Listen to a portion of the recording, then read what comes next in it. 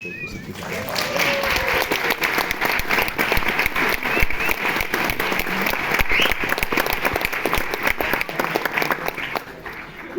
vais la refaire.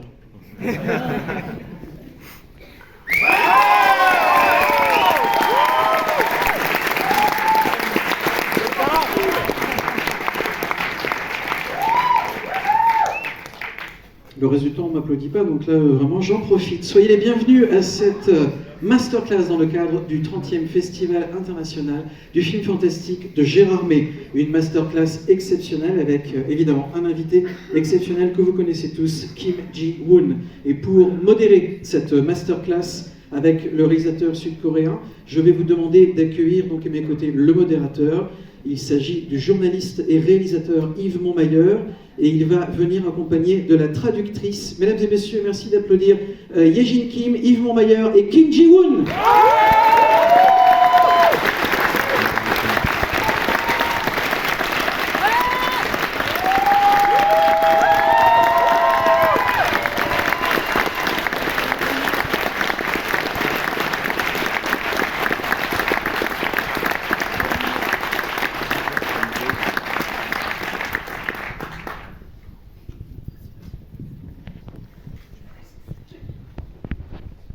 On est vraiment ravis et honorés de vous retrouver ici à Gérard May et en France. Vous aviez souvent l'habitude de venir en France au Festival du film asiatique de Deauville, à Cannes, et maintenant à Gérard May. Bienvenue à Gérard May. Donc on va s'entretenir sur votre carrière. N'ayez pas peur, on ne va pas commencer à faire un exposé didactique. Ce n'est pas l'idée. Cool. Et en fait, je vais commencer. Alors, première question, c'est que, avant même donc de passer à la réalisation, avant même de débuter donc comme réalisateur, vous êtes un boulimique de cinéma, de film. Et on peut dire que c'est, d'une certaine manière, votre première profession. Être cinéphile. 그러니까 감독 데뷔하기 전에 한 10여 년을 백수로 살았어요. 그러니까 그때 뭐 백수니까 할 일이 없으니까 영화들을 많이 봤고, 사실은 이제 내가 영화를 많이 보게 된 거는 아버지의 영향이 큽니다. 아버지가 워낙 영화광이셔가지고 어렸을 때부터 그 미군이 이제 우리나라에 있었는데, 그래서 미군들을 위해서 FKN이라는 이제 미군을 위한 방송이 있었어요. 거기서 금요일, 토요일, 일요일 날 영화들을 많이 상영을 했는데, 아버지랑 이제 제가 이제 막내 아들인데 밤 늦게까지 아버지랑 그 말도 알아들을 수 없는 미국 영화들을 많이 봤던 것 같아요. 그러면서 이제 영화광으로서 자라난 거는 아버지 영향이 되게 컸던 것 같습니다. En fait, avant de devenir réalisateur de films, pendant 10 ans, j'étais oisive, sans emploi, donc comme j'avais rien à faire de mes journées, donc je passais mon temps à regarder des films. Et si je suis devenue cinéphile, effectivement, il y a eu une très grande influence de mon père, parce que en Corée, donc il y a toujours donc des bases américaines, et il y avait donc une chaîne qui s'appelait AFKN, qui était donc une chaîne américaine avec des programmes donc américains pour les Américains qui vivaient en Corée du Sud. Et donc cette chaîne-là diffusait des films américains vendredi, samedi et dimanche. Et comme j'étais le benjamin de la famille, je passais mon temps avec mon père à voir des films américains auxquels je ne comprenais rien puisque je ne parlais pas anglais. 그래서 이제 그 영화를 보면서 이제 영화의 이제 비하인드 스토리 같은 것들을 아버님이 많이 말씀해 주셨어요. 사실은 뭐 그 우리 그때 그 당시에는 이제 아랑드롱 같은 배우들이 이제 되게 잘생긴 미남 배우로 이제 유명했었는데, 사실 아랑드롱보다 뭐 장포레몬도 더 뛰어난 더 연기파 배우다, 뭐 장가방이 더 연기파 배우다, 이런 것도 말씀해 주셨고, 리차드 위드마크란 배우가 되게 악역 전문인데 사실은 되게 명문대 출신의 되게 지식인이다. 그리고 뭐 셜리 템플이라는 악역 배우가 그 뭐 주디 갈랜드가 아역 때는 되게 화려했지만은 되게 생애 자체는 그렇게 평생 이렇게 행복하지는 않았었다. 뭐 이런 얘기들을 많이 해주셨던 것 같아요. 그래서 그런 영화에 대한 지식들을 많이 이제 얻게 됐었죠. Et puis en fait, il me racontait toujours un peu les coulisses des acteurs, des films. Par exemple, à l'époque, Alain Delon était un acteur qui était absolument très beau. Et en fait, il me disait, oui, mais en fait, Jean-Paul Belmondo est meilleur acteur que Alain Delon. Et il disait que finalement, c'était Gabin qui était meilleur acteur. Et puis, il me disait que, par exemple, l'acteur américain Richard Widmark était toujours cantonné à des rôles de méchants, mais que finalement c'était un très grand intello qui avait fait les meilleures universités américaines, qu'il y avait Shirley Temple et Judy Garland qui étaient donc des enfants stars, mais que malgré leur joie de vivre, elles avaient aussi des tristesses cachées. 그래서 어렸을 때부터 그 아랑드롱을 사람들이 많이 알았었는데 장폴 벨몬도나 이제 장가방 같은 배우들 뭐 그리고 이브 몽프탄 같은 배우들은 이렇게 대중적으로 인기 있는 배우는 아니었어가지고 그렇지만 이제 저는 어렸을 때부터 아버지 얘기를 듣고 그 배우들을 되게 좋아했던 그런 기억이 나요. Et à l'époque, Alain Delon était très connu, mais en comparaison, Gabin, Belmondo, Montand étaient des acteurs qui étaient moins connus, mais donc je les ai connus grâce à mon père à l'époque. 특히 장폴 벨몬도의 이제 한국 제목은 리오의 사나이인데 불어 제목은 잘 모르겠어요. 리오의 사나이 장폴 벨몬도는 가장 좋아하는 영화 중에 하나였던 걸 기억하고 있어요. Et je me souviens d'ailleurs avoir beaucoup aimé L'Homme de Rio. Alors donc voilà, vous arrivez à voir ces films américains, ces films français, et encore une fois, votre boulimie, c'est-à-dire que vous êtes un cinéphile sans frontières, vous vous intéressez au cinéma italien, japonais, mais il faut resituer un peu le contexte de l'époque, on est encore en forme de dictature militaire, on est dans milieu des années 80, vous êtes adolescent, où est-ce qu'on a la possibilité de voir ces films en fait? Ou est-ce que c'est dans le cadre de ciné-clubs, de facultés, ou comment vous pouvez voir ces films à l'époque en Corée? 80년대에서는 이제 한국이 이제 아주 지독한 독재 정권이었고, 그래서 이제 각 대학교의 영화 동호회에서 약간 이제 그런 정치적인 영화들, 예를 들면 이제 코스타 가브라스 영화들이라든가, 그리고 이제 새로운 어떤 영화적인 혁명들의 세계사를 그때 이제 막 장식했던 뉴웨이브 영화들, 뭐 이런 영화들도 이제 많이 보게 됐고, 저 같은 경우에는 이게 되게 한국적인 되게 특수한 상황인데, 다방에서 그때 이제 그 전두환 정권, 80년대 전두환 정권이 이제 그 정권의 어떤 포퓰리즘을 위해서, 독재 정권이기 때문에 포퓰리즘을 위해서 그 통금을 정권을 잡은 지 해제됐어요.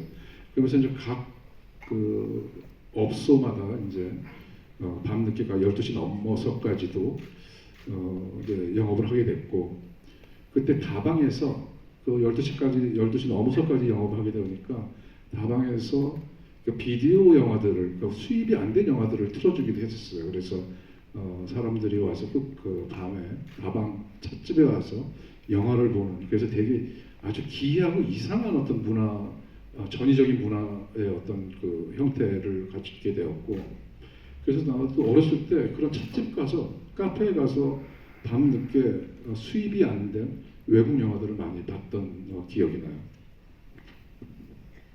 Oui, dans les années 80, c'était encore une dictature militaire très dure en Corée. Et donc il y avait les ciné-clubs à l'université où on pouvait voir des films très politiques comme ceux de Costa Gavras. Et on pouvait voir également des films révolutionnaires, les films de la nouvelle vague. Et ce qui était assez marrant, c'est que dans ces années-là, il y avait encore le régime donc, qui était très difficile, mais qui s'apparentait en fait un peu à du populisme. Et jusqu'à cette époque-là, il y avait normalement un couvre-feu. Et le nouveau président de l'époque avait décidé donc de mettre fin à ce couvre-feu, ce qui fait que maintenant, à l'époque, donc les différents magasins, les salons de thé, les cafés pouvaient ouvrir passé minuit. Et donc, on s'est retrouvé avec une drôle de culture où on voyait des cafés ou des salons de thé où les gens se réunissaient pour voir des films qui avaient été interdits d'import.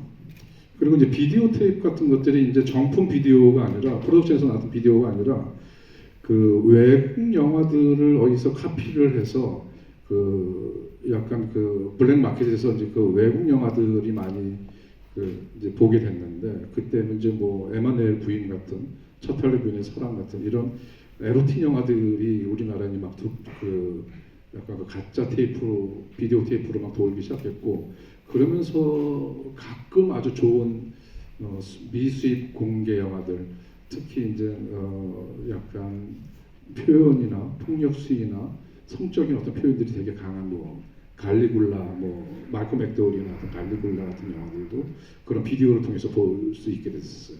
그러니까 되게 아주 기이하고 이상한 형태로 좋은 외국 영화들을 많이 보게 됐고, 또 한편으로는 이제 좋은 영화들을, 우리나라에 수입이 안 된 좋은 영화들을 보는 방법은 불란서 문화원이 아주 큰 역할을 했던 것 같아요. 불란서 문화원에서 뭐 우리나라 이제 선배 유명한 감독들, 뭐 박광수 감독님이라든가 또 이제 뭐 유명한 평론가들, 또 저 때까지 불란서 문화원에서 좋은 미수입, 수입이 안 된 미공개의 프랑스의 좋은 영화들을 많이 보게 됐던 것 같습니다. Et il y avait également les VHS, pas les vidéos officielles, mais des copies illégales en fait qui circulaient sur le marché noir. Et donc ça a été le début en fait de tous ces films, Emmanuel, l'amant de Lady Chatterley, tous les films érotiques.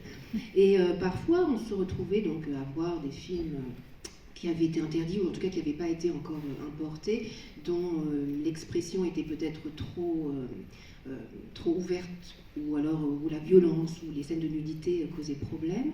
Et c'est comme ça qu'on pouvait voir des films comme Caligula, où il y a Malcolm McDowell.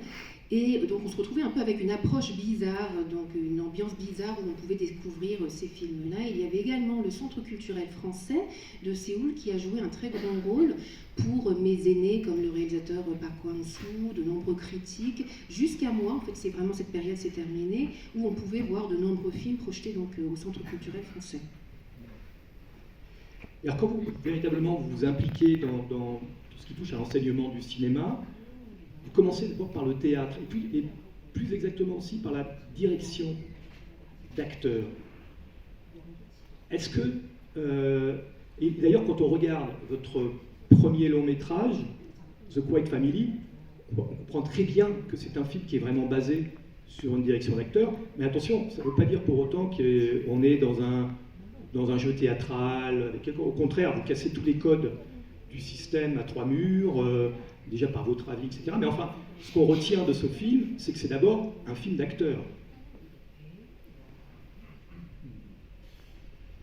그러니까 이제 그 연극을 하기 위해서 연극과를 들어간 건 아니고, 사실은 이제 영화를 하는데 이제 처음으로 성인이 돼서 표현 예술, 대중 예술, 상업 예술, 이런 예술을, 드라마 예술, 이런 것들을 처음으로 학문적으로 배우는 것이기 때문에 저는 이제 그 드라마의 기원, 드라마의 뭐 어떤 그 기원적인 것부터 공부를 해야 되지 않을까. 그래서 이제 드라마를 공부하기 위해서 연극과에 들어가게 됐고, 그리고 그래서 연극과를 시작을 했는데 결과적으로는 되게 좋은 선택이었던 것 같아요. 저는 이제 영화는 좋은 영화 보면서 충분히 공부할 수 있다고 생각하고, 영화는 독학으로 가능하다고 생각이 듭니다. 그 얘기는 또 다시 첫째 말씀드릴게요. En fait, j'ai commencé à faire des études théâtrales, pas pour le jeu, pas pour ce que je voulais devenir acteur, mais parce que je voulais étudier l'art de l'expression, l'art du drame, et je voulais surtout remonter aux sources, à l'origine de l'art dramatique. Et pour cela, je me disais que les études théâtrales étaient vraiment quelque chose de capital, et finalement, je me rends compte que c'était un très bon choix, parce que personnellement, je pense qu'en regardant que des chefs-d'œuvre donc dans le cinéma, on peut devenir un très bon réalisateur sans avoir fait d'études de cinéma. Je pense que le cinéma, on peut apprendre soi-même, tout seul en fait, à faire des films.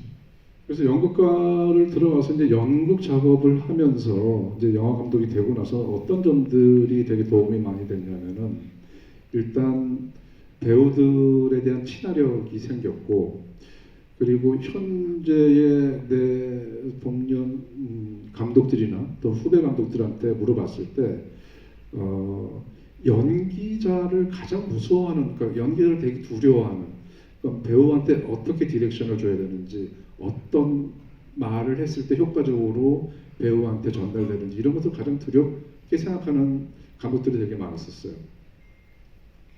Et d'ailleurs, ce que j'ai beaucoup appris en étudiant le théâtre, c'est la façon de me familiariser avec les acteurs. Parce que quand je demande autour de moi aux jeunes réalisateurs ce qui leur fait le plus peur, généralement ils me disent que c'est la direction d'acteurs, parce qu'ils ne savent pas exactement quoi dire aux acteurs pour qu'ils deviennent plus efficaces et pour qu'ils s'améliorent.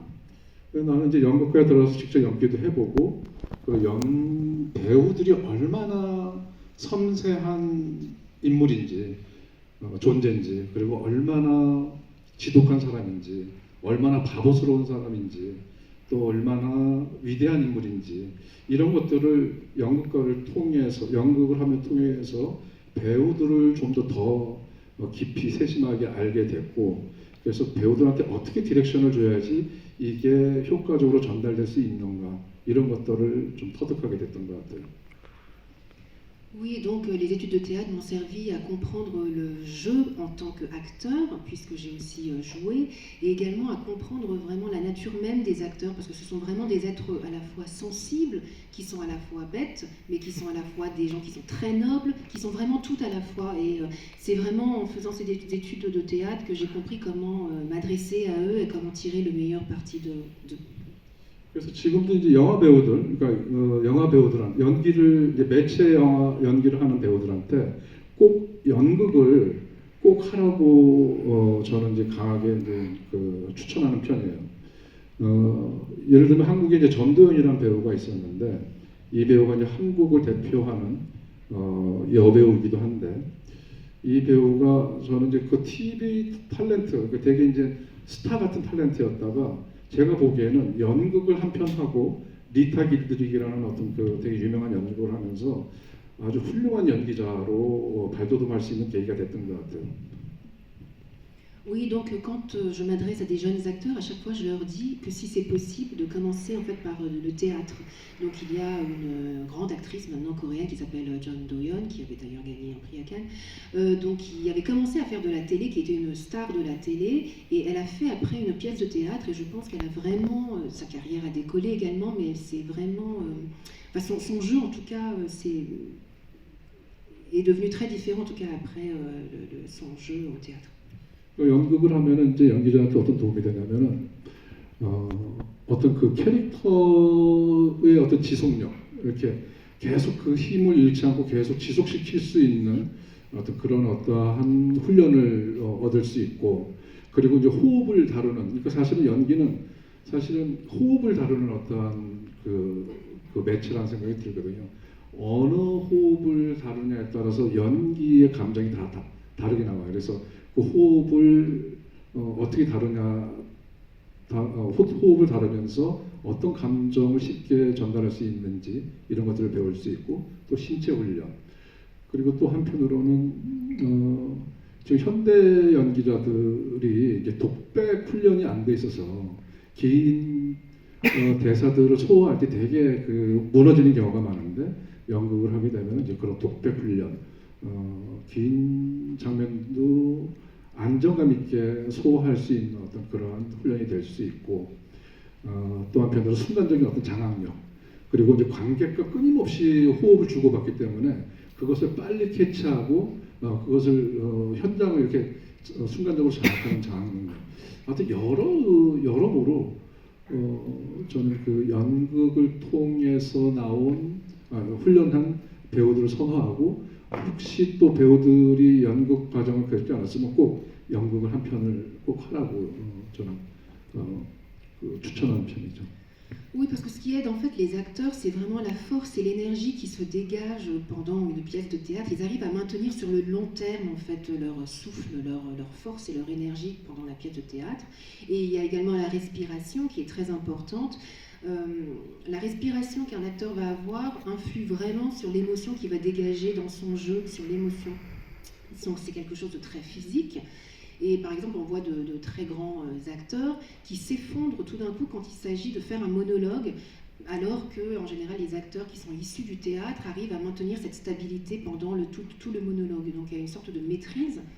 Et, quand ils jouent une pièce de théâtre, en tout cas, en plus, comme il y a le public, ils arrivent aussi à s'approprier en fait le public. Donc il y a une plus grande maîtrise. Et quand moi je fais des films, je préfère aussi travailler avec des acteurs qui sont issus du théâtre. 또 한편으로 이제 그 협업이라는 것을 이제 알게 되는 거죠. 앙상블이라는 거. 그 연기는 주는 것만큼 이렇게 그 리액션이 되게 중요하거든요. 어떻게 받느냐에 따라서 얼마만큼 잘 받느냐에 따라서 잘 나오게 될 수밖에 없어요. 그래서 그런 어떤 협업, 앙상블 또는 어떤 그 연기를 주는 것뿐만 아니라 연기를 이렇게 받아내는 것 이런 훈련을 아마 연극을 통해서 많이 얻어낼 수 있지 않을까 저는 생각합니다. Oui, à travers le jeu aussi, à travers le théâtre, les acteurs comprennent ce qu'est une collaboration, parce que c'est un travail d'ensemble, c'est un travail d'équipe, et donc le jeu nécessite une action et une réaction comme un match de ping-pong. Donc à travers cette action-réaction, ils arrivent à mieux s'exprimer et le travail devient beaucoup plus facile pour les acteurs. 그래서 이제 뭐 이런 경우가 있어요. 어떤 배우한테 어떤 주문을 해요. 이거는 슬픈 감정이야. 그 슬픈 감정 몰라서 슬픈 감정을 못하는 거 아니거든요. 그래서 어떨 때는 호흡을 배로 복식을 하지 말고 이 목으로나 가슴으로 한번 해볼래? 어깨로 한번 호흡을 해볼래? 이러면은 그 안 풀렸던 슬픈 감정이 나올 때가 있어요.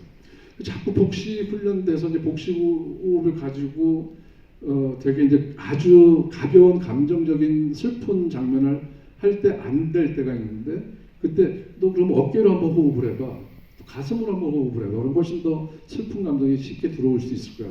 뭐 이런 주문을 할 수가 있다라는 거죠. 그리고 그 배우도 그런 주문을 받으면 바로 그 감정이 빠질 수 있다는 거예요. 그래서 호흡에 어느 부위로 호흡을 하느냐에 따라서 다른 감정들이 나올 수 있다라는 거. 이런 것들을 알게 되는 수 있는 어떤 또 좋은 작업 어떤 결과를 주기도 해요. Oui, puis quand on demande à un acteur, par exemple, d'avoir une émotion très triste, on n'a pas besoin de lui décrire ce qu'est la tristesse. Il sait ce que c'est, mais parfois il n'y arrive pas.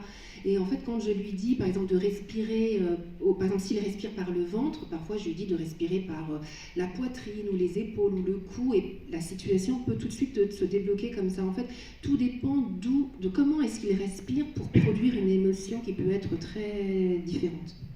그래서 뭐 어린애 연기를 이렇게 흉내를 내릴 때 자꾸 어린애 흉내를 막 내는데 복식 호흡으로 어린애를 흉내를 막 내거든요. 그러면 그게 계속 어른밖에 될 수 없는 거거든요. 근데 어린애들은 호흡할 때 어깨와 목을 하거든요. 뭐 이런 식으로 내는데 이제 그런 식으로 이제 그 나이와 감정의 상태와 깊이와 이런 것들을 모든 것들을 다 이렇게 다른 그 신체 훈련을 통해서 다르게 표현할 수 있다는 것. 그것이 이제 연극 작업 통해서 아마 얻어질 수 있는 테크닉이 아닐까 생각합니다. Oui, ce sont vraiment des techniques qu'on apprend au théâtre. Par exemple, quand je demande aux acteurs d'avoir une sorte de jeu d'enfant, la plupart respirent par leur ventre. Et les gens qui respirent par leur ventre, ce sont les adultes. Et quand je leur dis de respirer avec le cou et les épaules, ce que font en général les enfants, ils y arrivent tout de suite. Donc vraiment, la respiration influe beaucoup sur le jeu, sur la profondeur du jeu et la diversité du jeu. On raconte d'ailleurs que vous arrive souvent de mimer leurs scènes aux acteurs. Vous confirmez?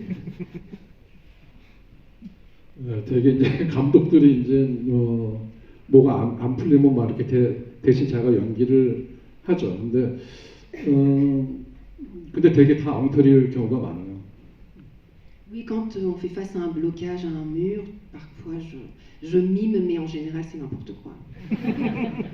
근데 이제 저는 이제 이런 것들이 있어요. 그러니까 배우들이 전체 리딩하기 전에 한 사람씩 개별적으로 리딩을 해요. 왜 그러냐면은 그 리딩 그 인물의 감정을 가장 정확하게 알고 있잖아요. 그래서 이제 정확한 호흡을 전달할 수 있고 정확한 감정을 보여줄 수 있기 때문에 전체 리딩하기 전에 저는 개별적으로 한 번씩 다 배우들을 같이 리딩을 하는 편입니다.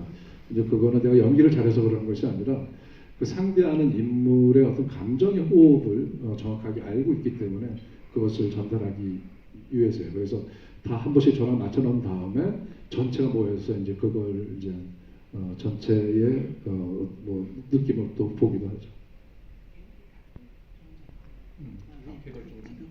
Oui, et avant de faire une lecture générale avec tous les acteurs, en général, je demande toujours à faire une lecture donc à l'italienne, mais individuellement avec chaque acteur, parce que chacun d'eux sait quelle émotion, quelle respiration il va avoir, avant de faire une lecture générale avec tout le monde. 근데 이제 그 리딩을 하잖아요. 이제 보통 이제 그 연극도 그렇고 영화도 촬영 들어가기 전에 리딩을 하는데 제가 알기로는 세상에서 제일 리딩 못하는 사람이 송강호 배우였던 것 같아요.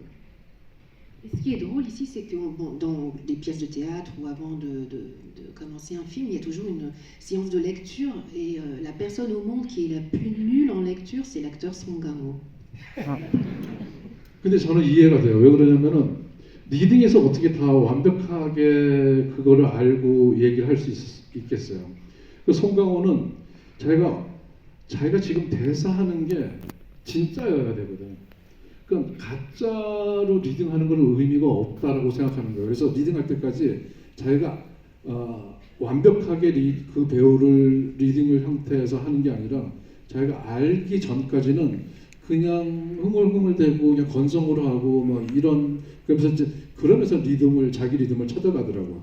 그래서 송강호 배우가 현장에서 찍을 때는 그게 진짜 이것이 리얼한 순간이다라고 생각하는 배우인 것 같아요. 그래서 컷하면은 다른 배우들은 그냥 컷을 알아듣는데 송강호는 항상 매번 깜짝깜짝 놀래요. 그래서 그 자기가 만드는 또 하나의 현실에서 깨어나는 어떤 그런 느낌을 받을 때가 있거든요. 그래서 송강호가 리딩을 못하지만 항상 현장에서 가장 리얼한 어떤 연기를 하는 어떤 그런 배우라고 생각이 듭니다. 물론 또 뭐 리딩도 잘하고 현장도 잘하는 배우도 있고요. Oui, mais je sais pourquoi est-ce qu'il est aussi mauvais, c'est qu'en fait c'est quelqu'un qui doit être parfait et il est limité en fait quand il fait des lectures. Pour lui, quand il lit ses dialogues, la situation doit vraiment être réelle et quand on fait une lecture à l'italienne, c'est un peu faux. Donc pour lui, il trouve que c'est un peu inutile et il n'arrive pas à s'approprier le personnage. Donc il lit toujours un peu à la va-vite, il arrive en même temps à trouver petit à petit son rythme, et une fois qu'il arrive sur le plateau, là pour lui, il est vraiment dans sa vraie réalité, et parfois quand je dis couper, les autres acteurs savent que c'est fini, donc ils arrêtent leur jeu, et lui semble toujours très très surpris quand je dis couper, parce qu'en fait finalement il se réveille un peu alors qu'il était dans une autre réalité. Mais bien sûr après il y a aussi d'autres acteurs qui excellent et en lecture et sur le plateau. Alors, The Quiet Family est réalisé en 1998, votre premier film, l'adaptation de votre scénario d'ailleurs, et on découvre là, parmi la pléthore d'acteurs présents, justement Song Kang-ho et Choi Min-sik, qui vont devenir les deux plus grandes figures du cinéma coréen et deux icônes de la nouvelle vague coréenne.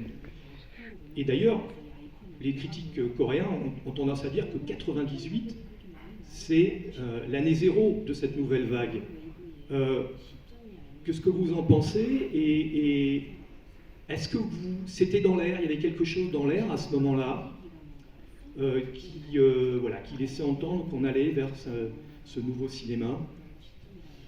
예, 이제 한국인이 르네상스의 대표적인 시기를 얘기할 때 보통 많이 2003년도를 얘기를 해요. 그 당시에 이제 박찬욱 감독이 올드보이를 만들었었고, 봉준호 감독이 살인의 추억을 만들었었고, 제가 이제 장하훈련을 만들었었고, 그리고 이제 장준환 감독이 지구를 지켜라를 만들었던 해여서 그 당시가 이제 한국 영화의 르네상스가 꽃을 피우는 시기다라는 얘기를 많은 이제 평론가들이나 영화 학자들이, 영화 관계자들이 얘기를 합니다. Oui, les critiques parlent de l'année 2003 en fait comme le renouveau ou la renaissance en tout cas du cinéma coréen parce que c'est l'année qui marque donc la réalisation de Old Boy par Park Chan-wook. Il y a également Bong Joon-ho qui réalise Memories of Murder, dont moi j'avais fait Deux Sœurs à l'époque, et il y a également le réalisateur Jang Joon-hwan qui avait fait Save the Green Planet. 그런데 이제 이두가 얘기한 것처럼 1998년도에 되게 그런 조직을 보였던 가장 중요한 해라고 저도 생각을 해요. 그때 그러니까 한국 영화 베스트 10 중에 6편이 다 신인 데뷔 감독들이 나왔었어요. 그거는 일찍이 한국 영화사에서 그런 시기가 없었어요. 그러니까 베스트 10을 뽑았는데 6편 이상이 다 신인감 데뷔 작품들로 리스트를 채웠던 적이 없었기 때문에 아마 98년도가 가장 중요한 한국 영화 르네상스의 시작을 알리는 신호탄이지 않는가 그런 생각이 듭니다. 그리고 그 당시에 나왔던 뭐 허준호 감독, 이재용 감독, 또 임상수 감독, 또 뭐 이런 감독들이 아직도 활발하게 활동을 하고 있었죠. Oui, mais tout à fait, vous avez raison. L'année 1998 est une année charnière parce qu'en fait, on voit vraiment les prémices du cinéma coréen. Parce qu'à l'époque, le top 10 était composé de 6 premiers films. Et c'était quelque chose qu'on n'avait jamais vu auparavant dans l'histoire du cinéma coréen. Donc, c'est vraiment le début de la période en or donc du cinéma coréen. Et c'est là qu'on a commencé à découvrir les réalisateurs comme Ho Jin-ho, Lee Jae-yong, Im Sang-soo. 그럼 왜 그러면 그 90년도 이후에 중후반 이후에 왜 한국 영화가 이렇게 폭발하게 됐느냐 이런 거를 얘기를 하면은 물어보면은 뭐 이제 뭐 여러 이유가 있겠지만 제가 생각하기에는 이제 우리나라가 이제 오랫동안 독재 반민주 정권을 겪다가 90년대서부터 이제 김대중 정부 민주 정부가 들어오면서 그동안 민주 대 반민주 이렇게 억압되어 있던 것이 약간 이제 민주화가 되면서 그동안 사람들을 억누르고 있던 인간의 어떤 문화적 다양성들이 아주 폭발하던 시절이야. 이게 이제 우리가 그 당시에 이제 영화를 하면서 이제 맞물리게 된 것이 아닌가 생각이 들고 그리고 이제 그냥 방만하게 운영되던 영화 시스템이 운동권에서 되게 선진적인 전위적인 역할을 했던 사람들이 대거 이제 그 당시 이제 영화 운동, 문화 운동 일으키는 사람들이 그런 조직력을 알고 있는 사람들이 이제 영화계로 들어오면서 방만하게 운영됐던 그런 영화계에 되게 조직적인 어떤 그러한 시스템을 갖추게 되는 이유도 있지 않을까 저는 생각이 듭니다. Alors après, quand on pose la question pourquoi est-ce que le cinéma coréen a explosé à partir du milieu des années 90, je pense qu'il y a différentes raisons. Alors effectivement, il y avait eu la dictature militaire juste avant, et c'est dans les années 90 qu'on arrive à avoir la démocratie en Corée. Et jusque-là, en fait, il y avait énormément de sentiments refoulés à cause de l'oppression qui soudain explosent avec la démocratie. Donc il y a une diversité aussi qui se met en place. Et mis à part cela, il y a également le système cinématographique coréen qui était un peu toujours dans le désordre et qui petit à petit commence à être plus structuré grâce aux gens qui avaient travaillé dans les mouvements pour la démocratie. Et donc le cinéma coréen devient un peu plus organisé. 그리고 이제 또 이제 한국인 특유의 되게 급한 성격들, 막 되게 익사이팅하고 되게 급한 성격, 모든 걸 빨리빨리 막 만들어내는 어떤 이런 성격, 국민적인 기질도 아마 이제 그 이유 중에 하나가 될 것 같아요. Aussi, l'une des autres raisons, c'est le caractère des Coréens qui sont toujours très impatients. Il faut que tout aille très très vite. 네, 거기에는 이제 우리나라가 후발 그 자본주의였기 때문에 압축 성장 이런 말 알아요? 압축 성장을 해야 되기 때문에 모든 걸 빨리 알고 모든 걸 빨리 결과물로 만들어야 되는 그런 어떤 시기를 그런 자본주의 과정을 거쳤어요. 그래서 아마 이제 그런 것들을 되게 빠른 결과물을 내고 빠르게 집행하고 빠르게 속도전을 내는 어떤 그런 국민적인 기질로 바뀌지 않았나 생각이 듭니다. Et ce caractère, je pense aussi, est dû à la démocratie tardive que les Coréens ont connue. Donc on parle, je crois qu'il y a un terme qui s'appelle développement compressé ou comprimé, c'est-à-dire que les gens, pour rattraper le temps perdu dans la dictature, essaient de rattraper donc, le temps perdu, et il faut que tout aille très très vite. Donc les gens sont impatients et très pressés. 그래서 이제 거기에는 이제 선진국에 대한 어떤 열망들이 되게 강력하게 있었죠. 우리나라는 어떻게 해야지 빨리 일본처럼 잘 살 수 있나? 우리나라는 어떻게 해야지 빨리 프랑스나 영국이나 미국처럼 문화적인 선진국이 될 수 있나? 뭐 어떻게 하면 미국처럼 강한 나라가 될 수 있나? 이런 것에 대한 열망이 되게 컸던 것 같아요. 그래서 아마 이제 또 이제 그 지정학적인 이유도 있을 것 같아요. 주변에 너무나 강대국이 많거든요. 일본, 차이나, 소련, 또 미국의 어떤 그 품종도 있었고, 그러니까 강대국에서 살아남을 수 있는 방법은 우리들이 똑똑해야 된다라는 어떤 생각들, 우리들이 열심히 살아야 된다는 생각들, 그러니까 약소국이 강해질 수 있는 여러 가지 방법들, 이런 것들을 자생적으로 생각하지 않았나. 그래서 아마 그 통계를 보면은 근현대사에서 가장 그 고도 성장을 이룬 나라 중에 가장 대표적인 나라로 한국이 뽑히는 이유가 어떤 그런 오랜 열망 때문에 그런 주변의 어떤 강국에 의해서 살아남는 어떤 자생적 터득한 어떤 민족적인 생존 방법을 택한 것이 아닌가 생각이 듭니다.